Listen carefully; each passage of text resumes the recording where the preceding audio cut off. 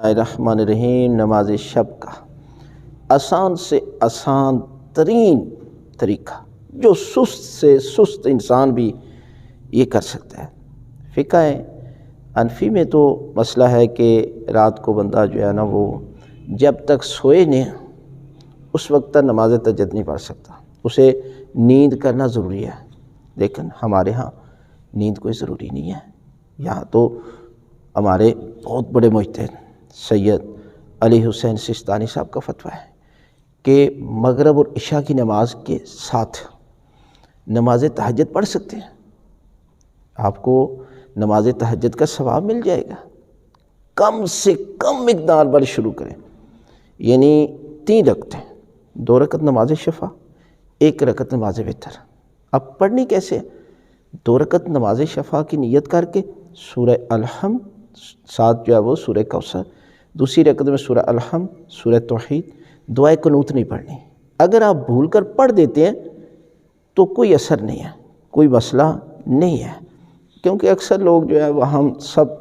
2 رکعت میں دعائے قنوت تو ضرور پڑھتے ہیں، یہاں پر جو ہے وہ نہیں پڑھنی چاہیے، اگر پڑھ دیتا تو کوئی مسئلہ نہیں۔ اور 1 رکعت نماز وتر سورہ الحمد کے ساتھ سورہ توحید، یہاں پر 40 مومنین کے نام بھی لیں، 70 دفعہ جو دعا ہے وہ بھی، یعنی کچھ بھی نہ کریں نا، صرف دعائے قنوت آپ جو ہے وہ الحمد کے ساتھ قل هو اللہ، دعائے قنوت میں سبحان اللہ درود پڑھ دیں، کافی ہے، اور یہ آپ کی نماز تہجد ہو جائے گی۔ یعنی ایک قدم اٹھائیں تو صحیح نا، نیکی کی طرف بڑھائیں۔ جب آپ اتنا کر لیں گے نا تو پروردگار آپ کو توفیق دے گا کہ پھر آپ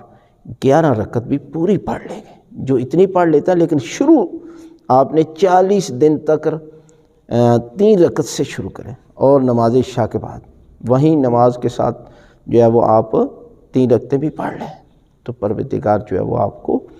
نماز شب، نماز تہجد کا اجر اور ثواب عطا کرے گا، اس لیے کہ یہ وہ نماز ہے جس کے ذریعے حافظہ قوی ہوتا ہے، رزق میں اضافہ ہوتا ہے، پروردگار کی نعمتیں نازل ہوتی ہیں، اور پروردگار غیب کے خزانے سے آپ کو وسیع رزق عطا کرتا ہے۔